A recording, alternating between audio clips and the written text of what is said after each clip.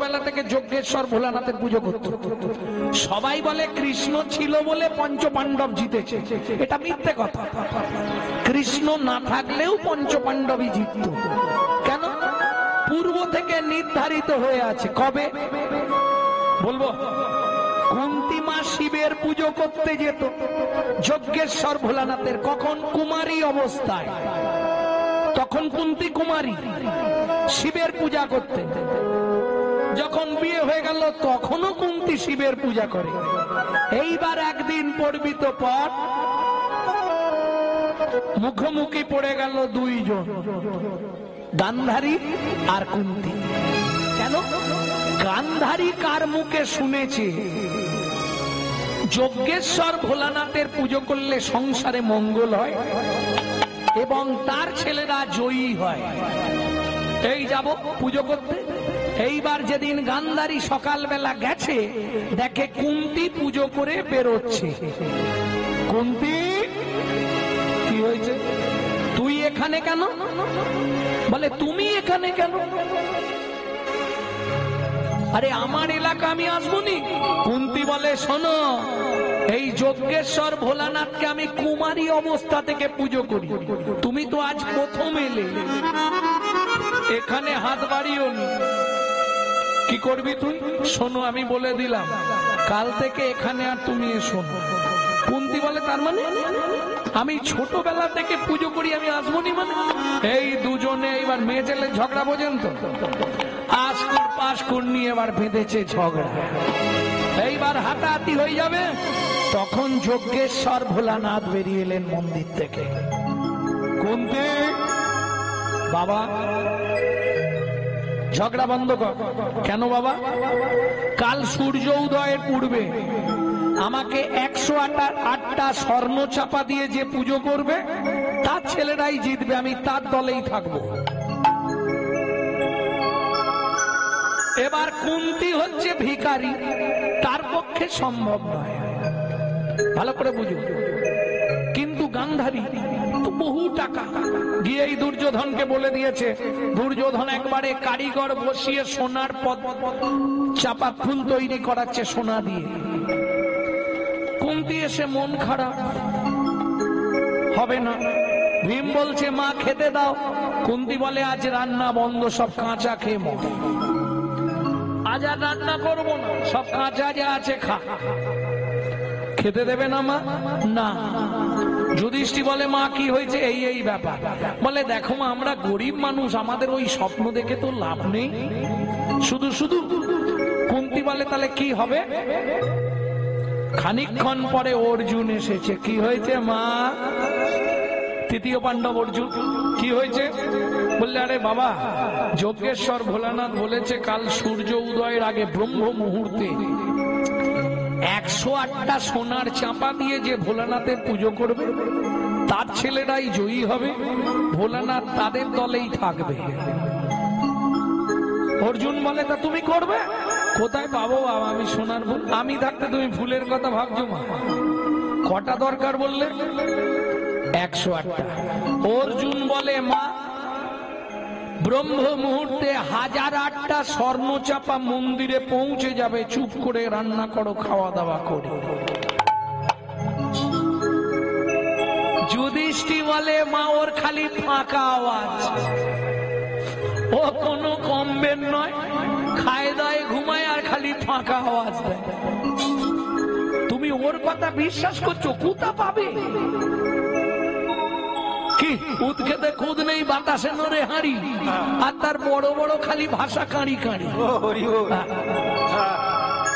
কি করে করবে? অর্জুন বলে দাদা তুমি দেখে নি, মুখ থেকে যেটা বেরিয়েছে সেটাই হবে। কেন? ভরসা তো তার একজন। হ্যাঁ, এ জীবনে যার কৃষ্ণ আছে তার আর কাউকে দরকার হয় কি গো? হরি আমার পরশমণি, হরি আমার প্রেমের খনি, হরি আমার পরশমণি, হরি আমার প্রেমের খনি, হরি আমার পরশমণি, তোরি আমার প্রেমের খনি। ওরে আমার পরশ মনে, ওরে আমার প্রেমের খনি। হরি নাম জপে যে জন সেই তো গুণের গুণমণি। হরি নামে জপে যে জন সেই তো গুণের গুণমণি। হরি আমার পরশ মনি, হরি আমার প্রেমের খনি। হরি আমার পরশ মনে, হরি আমার প্রেমের খনি। এবার যে ছেলে আয় করবে তাকে বেশি খাওয়া, একটু যত্ন করবে, অর্জুনকে খাতির করে খাইয়েছে। আর ভাইদের রাগ হচ্ছে, হ্যাঁ দেখেছ মা আজকে এখন অর্জুনের দল। খেয়ে দিয়ে ঘুমিয়েছে অর্জুন, আবার রাত্রে খাওয়া দাওয়া হয়েছে, সবাই ঘুমিয়ে পড়েছে। রাত্রি 10টা বাজে, কুন্তি ডাকছে অর্জুন কি ফুল কখন আনবি? ভোরবেলা পুজো করবে, এখন থেকে ফুল আনলে বাসি হয়ে যাবে। ভীম বলে পুজো নিয়েছে তোমার, সব বাসি হয়ে যাবে। তুমিও যেমন, তোমার অর্জুনও তেমন। কোথা পাবে ও? রাত্রি 12টা বাজে কুন্তি ডাকছে অর্জুন কিরে কখন আনবি? মুশকিল, ঘুমটা নষ্ট করে দিচ্ছ বারবার মা। তুমি তো ভোরবেলা পুজো করবে, পেয়ে গেলেই হলো তো। এইবার যেখানে অর্জুন শুয়েছিল সেখানে বালিশগুলোকে চাদর দিয়ে ঢাকা দিয়ে অর্জুন উঠে 12টার পর চলে গেছে। রাত্রি 3টে বাজে কুন্তি এবার ডাকছে, এবার তো যেতেই হবে, 4টে বেজে গেলে মন্দিরে যাবে। অর্জুন অর্জুন বলতে, আরে ওঠ না। নড়ে মনে চড়ে মনে। কুন্তি বলে ভাগ্য আমার খারাপ, খালি হাতেই মন্দিরে যাই, দেখে গিয়ে গিয়ে। ভীম বলে মা অর্জুন কিন্তু বেরিয়ে গেছে। বেরিয়েছে? হ্যাঁ বেরিয়ে গেছে, তবে ফুল কতখানি দিতে পারবে এটা জানি। কোথা পাবে মা তুমি বুঝছো না? সোনার চাপা ফুল মানে কি 4টিখানি কথা? এইবার অর্জুন বেরিয়েছে বিষণ্ণ মনে। দীনবন্ধু বলে ডাক দিয়েছে। ভগবান কৃষ্ণ এসে দাঁড়িয়েছে। কি হয়েছে অর্জুন? অর্জুন বলে সখা মায়ের এই আশা। কৃষ্ণ বলে এই বাণ দিলাম তোমার হাতে।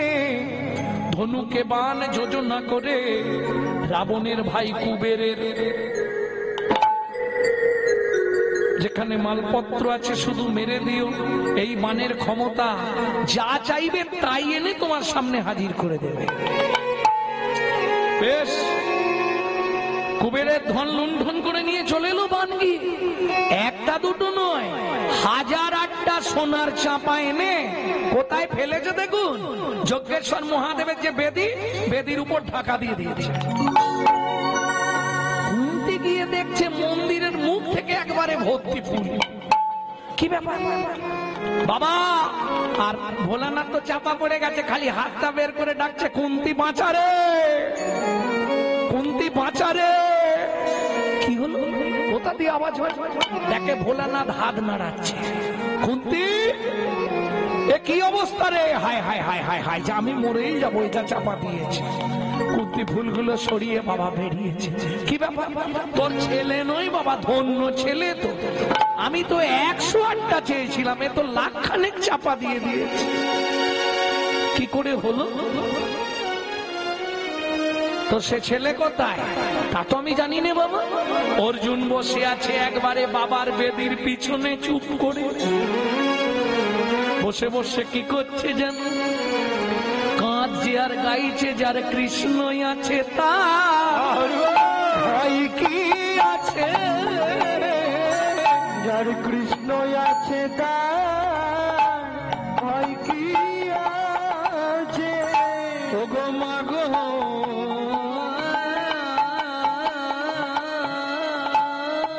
তুমি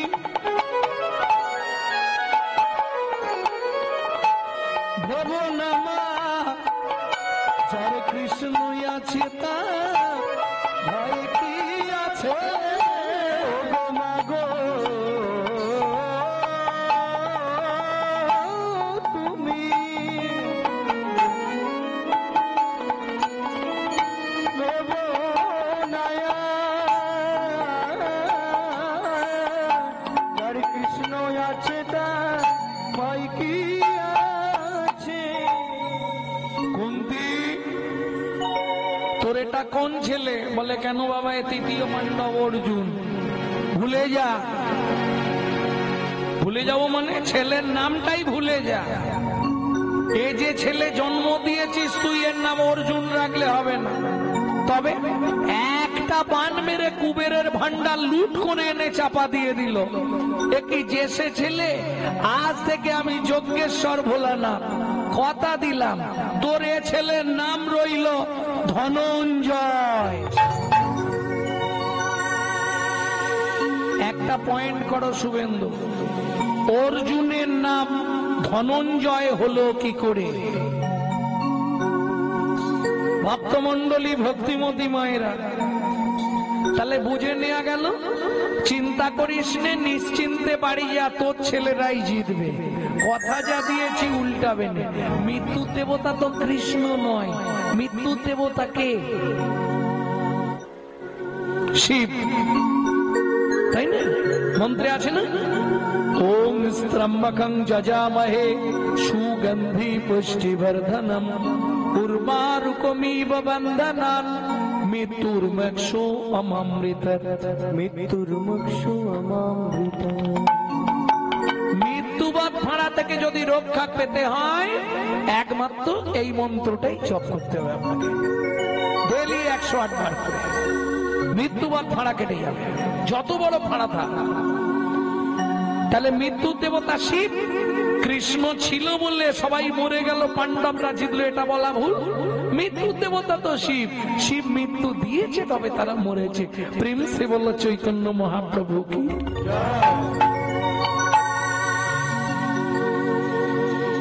এইবার চলুন জায়গায় চলে যাই। তাহলে ভগবান যিনি, তিনি কিনা ফল ভিক্ষা চাইছে, এটা কি করে হয়? কি সেই প্রতিশ্রুতি?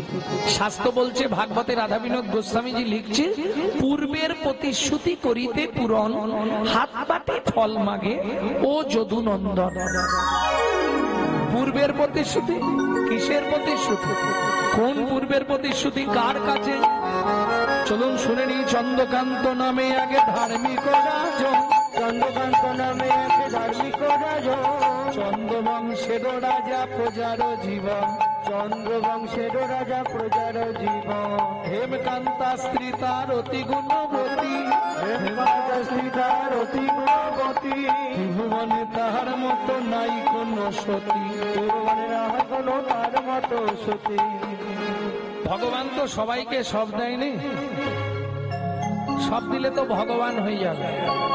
রাজার সব আছে, চন্দ্রকান্ত রাজা ঐশ্বর্য দিয়েছে, প্রাচুর্য দিয়েছে, দিকপাল, সবাই ভয় করে রাজাকে, সবাই ভালোবাসে, যশ প্রতিষ্ঠা সবই আছে, কিন্তু একটা সন্তান ভগবান দিল না, এইটাই দুঃখ। এত সম্পত্তি কে ভোগ করবে? স্ত্রীকে ডেকে বলছে, শুনছো কি? আমি মনে মনে ঠিক করেছি, আগামী মাঘী পূর্ণিমা তিথিতে ওই নর্মদা নদীর তীরে আমি দানব্রত যজ্ঞ করব। কি করবে? দানব্রত যজ্ঞ। তার মানে আমার এত সম্পত্তি কে নেবে, কে খাবে, কে ভোগ করবে? তার থেকে প্রজাদেরকে যদি দান করে দিই, ওরা আমাদের ছেলের মতো আমাদেরকে দেখবে, আমরা মরে গেলে খাদ্য শান্তিটাও করবে। এটা তুমি খারাপ বলো না, তাই করো। মন্ত্রে ঢাডরা দিয়ে দাও। আগামী মাঘী পূর্ণিমা তিথিতে রাজা চন্দ্রকান্ত করবে দানব্রত যজ্ঞ। এই যজ্ঞে যে যা চাইবে তাকে তাই দেওয়া হবে। ঢাডরা পড়ে গেল। এইবার চলুন, মাঘী পূর্ণিমার দিন রাজা নর্মদা নদীর তীরে এলেন স্ত্রীকে সঙ্গে নিয়ে। সাজানো হলো থারি থারি ঘর, যে যা চাইবে। মন্ত্রে সোনা এনেছো, সব এনেছো, মোহর, গাভী, অন্ন, বস্ত্র, জমির খরচা সব এনেছো। বেশ, যে যা চাইছে রাজা তাকে তাই দিচ্ছে, কাউকে বিমুখ করছে। কেউ বলছে, মহারাজ আপনার মাথার ওই সোনার মুকুটটা আমাদের দিন, তাই রাজা দিয়ে দিচ্ছে। কেউ বলছে, আপনি যে সিংহাসনটায় বসে আছেন সোনার, ওই স্বর্ণ সিংহাসনটা আমরা চাই। যে যা চাইছে। মহারাজ আপনার হাতের ওই আংটিটা খুলে দিন। ঠিক আছে, এত দান। ভগবান মনে মনে ভাবলেন, রাজা তুমি দান করছো বটে রাজা, কিন্তু একবার যে পরীক্ষা দিতে হবে, আমার খাতায় পাশ করতে হবে, তবে তো তুমি দাতা, তাই না? জগতে তুমি পাশ করে গেছো, কিন্তু আমার খাতায় না পাশ করলে তো তোমার রেজাল্ট আউট হবে। চলুন, তুমি কি নেবে?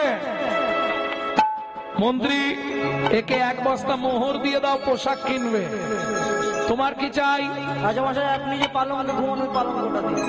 বেশ, আমার পালঙ্কটা চেয়েছে। মন্ত্রী, আমার পালঙ্কটা ওকে দিয়ে দাও, হাতির দাঁতের পালঙ্ক দিয়ে দাও। তুমি কি নেবে? হিরে মুক্তা দিন। ওকে 1 বস্তা হিরে দাও, বইয়ের গয়না করবে হিরে দিয়ে। তুমি কি নেবে? হ্যাঁ, বাড়ি করে দিতে হবে। মন্ত্রী, একে বাড়ি করে দাও ভালো করে, 3 তলা, 3 তলা করে দিই, পাথর টাথর বসি, এসি লাগিয়ে দেন, কোন চিজ। তুমি কি নেবে? 10 বিঘে জমি, 10 বিঘে জমি, 2 হালের গরু। 2 হালের গরু। মন্ত্রী, এই বুড়ো মানুষ মাপতে হবে না, ওকে একটা শুলো দিয়ে দাও মাসের, ওর যতটা দরকার গিয়ে পুঁতে দিই। এই মন্ত্রী যাচ্ছে ঘোড়ায়, আর ও পাটি যাচ্ছে পায়ে হেঁটে। 5 বিঘে, 10 বিঘে, 15 বিঘে। মন্ত্রী বলছে 15 বিঘে হয়ে গেল। লোক বলে, তোমার কি? রাজা তো বলেছে যতটা দরকার দিয়ে দেবে। আরেকটু যাই না, 20 বিঘে, 25 বিঘে। মন্ত্রী আবার হাঁক দিল, আরো কোথায় যাচ্ছ? বলে, আরে রাজা তো বলেছে যতটা খুশি। 30 বিঘে, 35 বিঘের মাথায় গিয়ে পাটি মুখ থুবড়ে পড়েছে। মন্ত্রী ঘোড়া থেকে নেমে ডাকছে, ও ভাই ওটো, শুলো পোতো। আর কোথায় পুঁতবে, সেই পুঁতে গেছে। লোভে পাপ, আর পাপে মৃত্যু। মন্ত্রী ফিরে এলো। জমিদার রাজা চন্দ্রকান্ত জিজ্ঞেস করলেন, মন্ত্রী, ওই যে বৃদ্ধ বয়স্ক লোক জমি নিয়েছে? বলে, কি বলবো জমিদার বাবু, ইচ্ছা ছিল 35 বিঘে, কিন্তু ভগবানের ইচ্ছা পেল মাত্র 3.5 হাত। পরের জায়গা, পরের জমি, ঘর বানাইয়া আমি তো এই জমির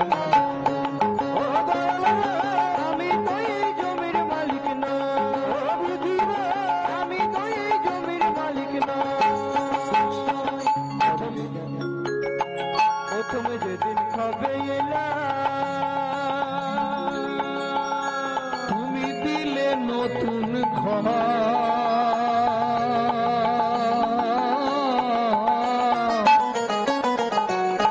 ঘরের কথা ভাবতে ভাবতে, ঘরের কথা ভাবতে ভাবতে, ঘরের কথা ভাবতে ভাবতে, ঘরের কথা ভাবতে ভাবতে, তোমায় করলাম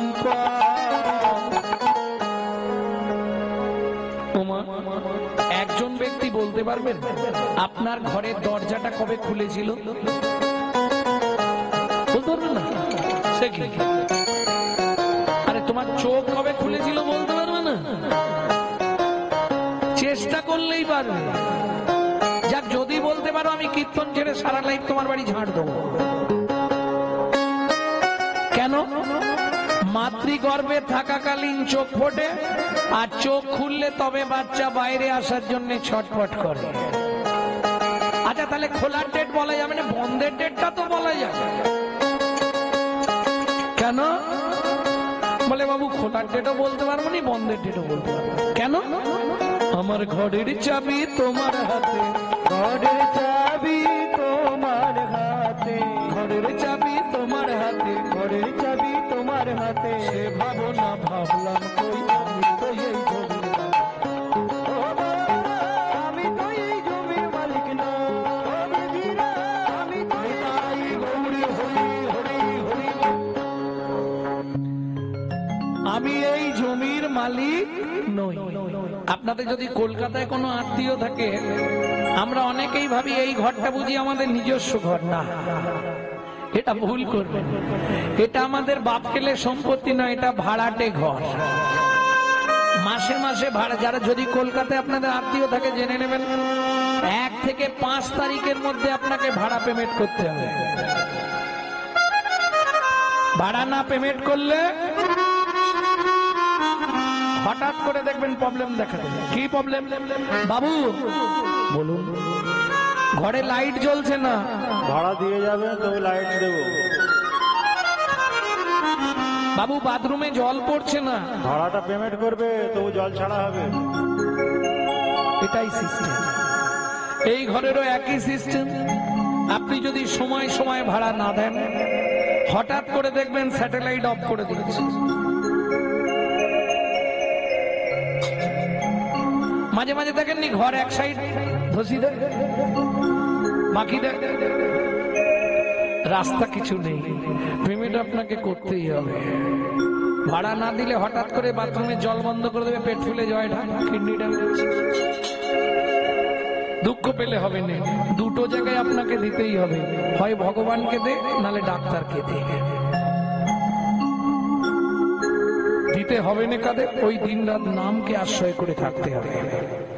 যখনই সময় পাবেন গুনগুন গুনগুন করে শুধু কৃষ্ণ নাম করুন। কৃষ্ণ নামং জগৎ বন্ধু জগৎ দ্বিজং গুণং পরা, কৃষ্ণ নামং বিশ্বধারং জগতং পাপং হরা। অখিল ভুবান্ড ভরি হরি রস বাদর ভরি ক্ষত চৈতন্য মেঘে। একমাত্র কলিযুগের পন্থা হরিনাম, এছাড়া উপায় কিচ্ছু নেই। যখনই সময় পাবেন, যেখানে যে মুহূর্তে যতক্ষণ সময় পাবেন গুনগুন করে করবেন। জোরে করলে ঝামেলা আছে, কে বলে পাগলা হয়ে গেছে, কে বলে মাথা খারাপ হয়েছে। হ্যাঁ, হাসছো? হিন্দুদের চরম শত্রু তো হিন্দুরা, যার জন্য হিন্দু ধর্মের অবক্ষয়, এটা বুঝতে হবে।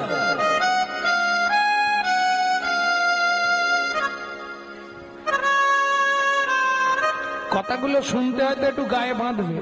আজকে হিন্দুদের চরম শত্রু হচ্ছে হিন্দুরা নিজেরা, যার জন্য হিন্দু ধর্মের অবক্ষয় হচ্ছে। ভাববেন কথাগুলো একটু। আজকে একটা মুসলমানের সঙ্গে মুসলমানের ছেলের সাক্ষাৎ হলে তারা আল্লাহ দোহাই দিয়ে তবে কথা শুরু করে, আসসালাম আলাইকুম, ওয়ালাইকুম সালাম। আর আমাদের দেখা হলে মামনির মা কোথা গেছলে গো, আর বাবাদের দেখা হলে তো আর দেখতে নেই, ভোলা কোথা গেছলি রে, একটা বিড়ি দে তো।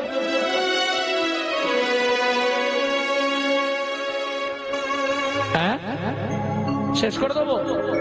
নিতাই গৌর হরি বল, নিত্যানন্দ বল, পরবর্তী দল তুলে দিই। কে এদের মালিক, কে এদের অনুষ্ঠান করাচ্ছে?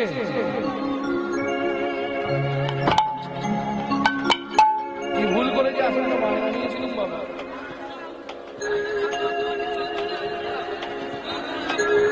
ভক্তমন্ডলী, ভক্তিমতী মায়েরা,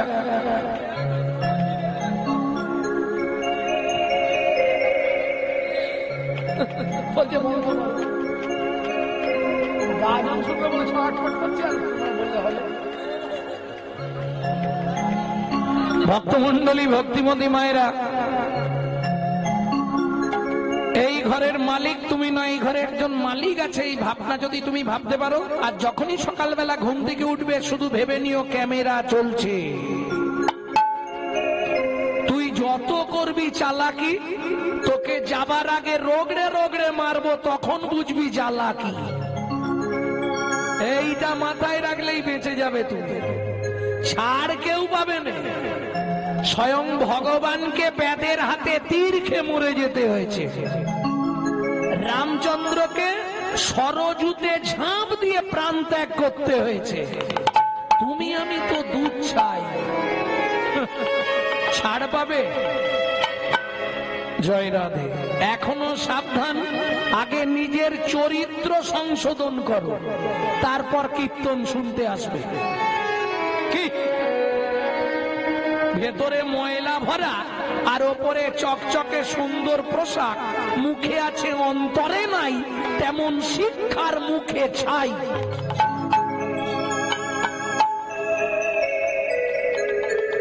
এমন কিছু মানুষ সমাজে আছে, বাড়িতে জীবনে বাবা মাকে ভাত দেয় না, অথচ দুর্গা পুজোয় 500 পিস কাপড় বিলাচ্ছে। কি করে বললাম? গত বছর কুচবিহার স্টেশনে নেমেছি, কুচবিহার, এক ভদ্র মহিলা ছুটে এসছে, ভিখারি, কিন্তু বেশ সুন্দর জামা কাপড় পরে আছে, ফর্সা। এসে বলছে, বাবা কি একটা পাউরুটি কিনে দিবি? আপনি কি করেন? ভিক মাগি। আচ্ছা, দেখে তো মনে হয় না। আচ্ছা, ছেলেরা বললে আমরা চা খাবো।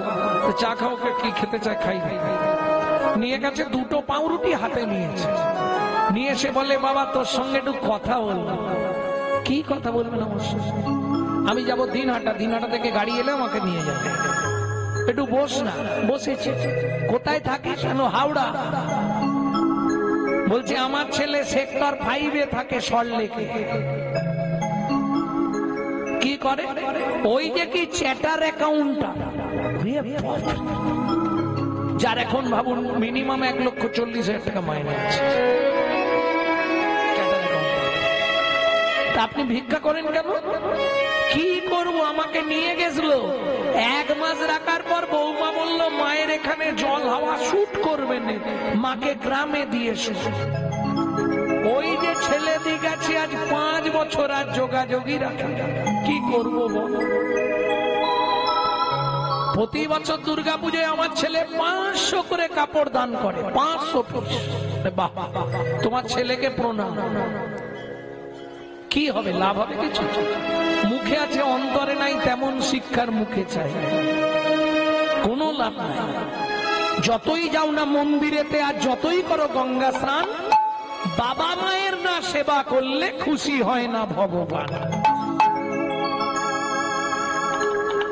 কোন দেবতার পুজো করার দরকার নেই। সকালবেলা উঠে বাবা মাকে একটা ভক্তি করে প্রণাম করে দেখো, তোমার লাইফস্টাইলটা বদলে যাবে। পৃথিবীর সর্বশ্রেষ্ঠ ভগবান হলো পিতামাতা, তারা খুশি থাকলে পৃথিবী খুশি থাকবে। প্রেম সে বলো চৈতন্য মহাপ্রভু কি জয়।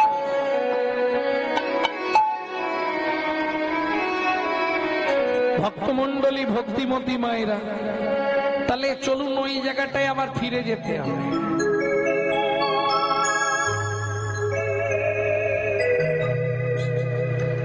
যে যা চাইলো রাজা দিল। মন্ত্রী, তাহলে সবাই দান পেয়েছে তো, এবার দানব্রত যজ্ঞ আমি শেষ করি। মন্ত্রী বলছে, মহারাজ আপনি তুলসী পাতা গঙ্গা জল হাতে নিয়েছেন, ওইটা সেবা করে নর্মদা নদীতে স্নান করে ব্রত শেষ করবেন।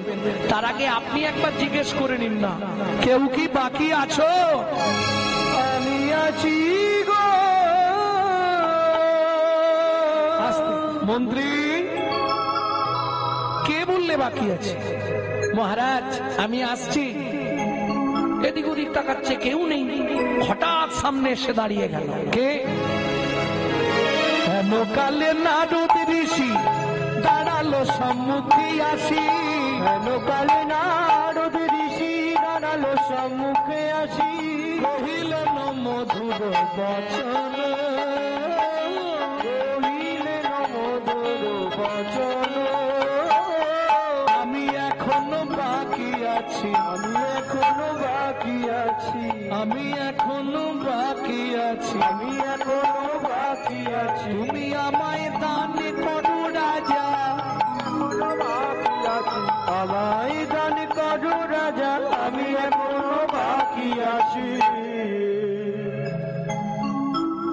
নারদ মুনিকে দেখেই রাজা ক্রোধে অগ্নি প্রজ্বলিত। দূর হয়ে যা সম্মুখ হতে। পেশনির কুমার, পেশনির কুমার, রাজা চন্দ্রকান্তে দান মাগো, কি সাধ্য তোমার, কি সাধ্য তোমার। আস্তে 80 মণ দুধে 1 ফোঁটা গোচনা পড়ে গেল। কেন? বৈষ্ণবেতে হয় যদি ক্ষুদ্র অপরাধ, মহা মহা ভজনের পড়ি যায় বাদ। এতক্ষণ যে পুণ্য সঞ্চার করেছিল সব পাপে পরিণত হয়ে গেল। কেন? বৈষ্ণব চরণে অপরাধ করে ফেলল। পেশনির কুমার, দাসীর পুত্র, যার জন্মকর্মের ঠিক নেই, তাকে রাজা চন্দ্রকান্ত দান দেয় না।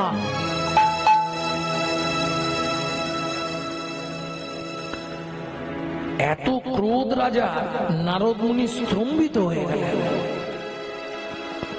মন্ত্রী, মহারাজ একে ঘাড় ধাক্কা দিয়ে বার করে দাও, আমি দান দেব না। কেন মহারাজ, আপনি তো সবাইকে দান দিলেন। কিরকম বিধির বিধান দেখুন, এটাই তো পরীক্ষা। এতক্ষণ দান করছিল, ভগবান মতিটাই বদলে দিল, পরীক্ষায় ফেলে দিয়েছে। এই জায়গাটা থেকে উঠতে পারাটা মুশকিল। এই পরীক্ষায় ফেল করলো মানে ব্যাস শেষ। এত দান করলো করে শেষে গিয়ে ওই 80 মণ দুধে 1 ফোঁটা গোচনা করে। শুনুন মহারাজ, আপনার মন্ত্রী ঢাঁটরা দিয়েছিল বলে আমি এসেছি, আমি চলে যাচ্ছি। তবে যাবার আগে বলে যাচ্ছি যে চণ্ডালের মতো ব্যবহার আপনি আমার সঙ্গে করলেন, আগত জন্মে আপনাকে নিষাদ খুলে চণ্ডালের ঘরে জন্মগ্রহণ করতে হবে। রাজা স্ত্রী ছুটতে ছুটতে এসে চরণে পড়ে গেছে। হেমকান্তা দেবী, মুনিবর, মুনিবর, আমার স্বামী অন্যায় করেছে, আমার স্বামী মূর্খ, আমার স্বামী বোঝে না বৈষ্ণব, আপনি ক্ষমা করে দিন মহারাজ। আমি আপনার চরণ ধরে মিনতি করছি, আপনি ক্ষমা করে দিন। ওঠো মা, মুনিবাক্য মিথ্যে হবে না। চণ্ডালের ঘরে নিষাদ খুলে তোমাদের জন্ম হবে। পা ছাড়ো, পা ছাড়ো মা। মুনিবর, এ জীবনে যে কষ্ট, যে যন্ত্রণা পেলাম একটা সন্তানের জন্য, আমি নিষাদ খুলেই জন্মাবো, চণ্ডালের ঘরে যাব, তাতে কোনো কষ্ট নেই, কিন্তু একটা কৃপা আপনি আমাকে করে দিন। কেঁদো না মা, বলো কোন কৃপা পেলে তুমি খুশি হবে? একটি সন্তান পাই যেন মুনি, সে তো হরি ভক্ত। আমায় একটি সন্তান পাই যেন মুনি, সে তো হরি ভক্ত। একটি সন্তান পাই যেন মুনি, সে তো হরি ভক্ত। তুমি এই কৃপা করো মুনি, তুমি এই কৃপা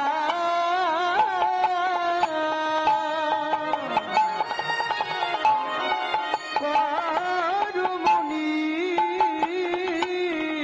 ত্রিভুবন করে যায়।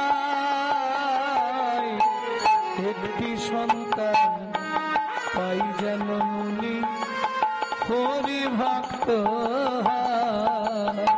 আমায় একটি সন্তান দাও গো মুনি, যেন হরি ভক্ত।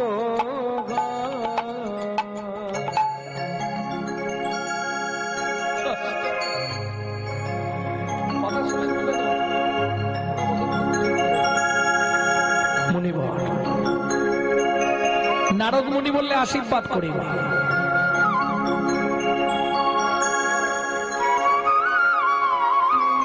মুনিবর,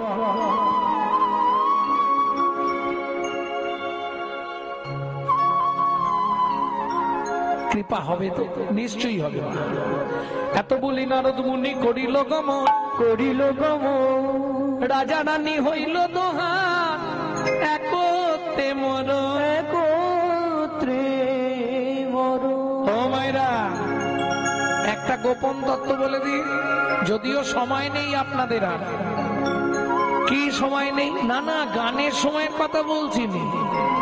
কোন ব্রত করলে স্বামী স্ত্রী একসঙ্গে মরা যায়? ভালো করে শুনে নিন, যাদের ইচ্ছা আছে চেষ্টা করুন এখন থেকে। স্বামী স্ত্রী একদিনে একই তিথিতে একসঙ্গে মরতে পারবে। বলবো কি? না দরকার নেই, ও আগে মরুক। এটা ছাড়া হয়েছে না? ছাড়া হয় না? ভক্তমন্ডলী, ভক্তিমতী মায়েরা, এটা শাস্ত্রে বিধান আছে, হরি ভক্তি বিলাস। কি বিধান আছে? যদি কোনো সধবা রমণী স্বামী সঙ্গে 21 বছর নির্জলা একাদশী ব্রত উপবাস করে, তাদের একই তিথিতে একই সঙ্গে একই দিনে মৃত্যু হবে।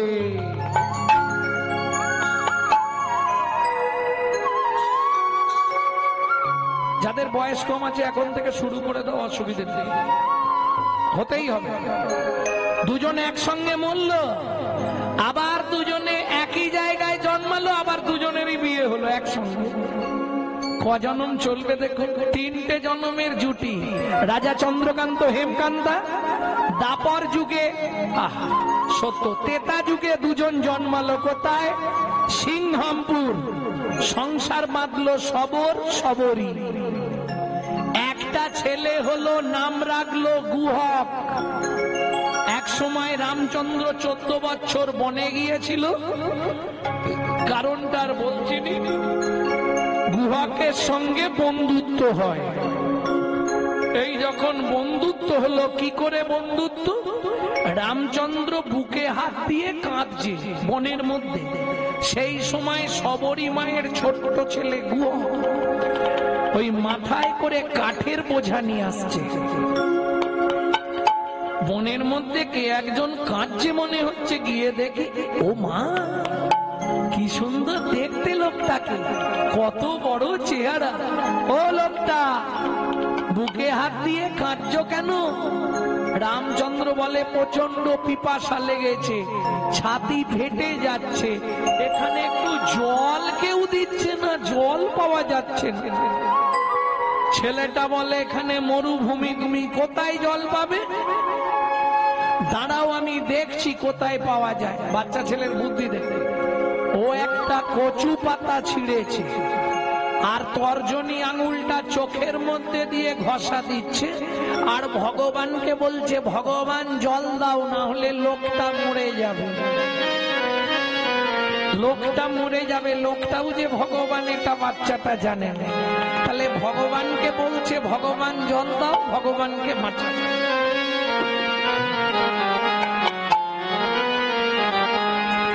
জয় জয় রঘুপতি রাঘব রাজা রাম পতিত পাবন সীতারাম। জয় জয় রঘুপতি রাঘব রাজা রাম পতিত পাবন সীতারাম। দশরথ নন্দন তুমি ওহে রাম, কৌশল্যা জীবন তুমি প্রাণরাম।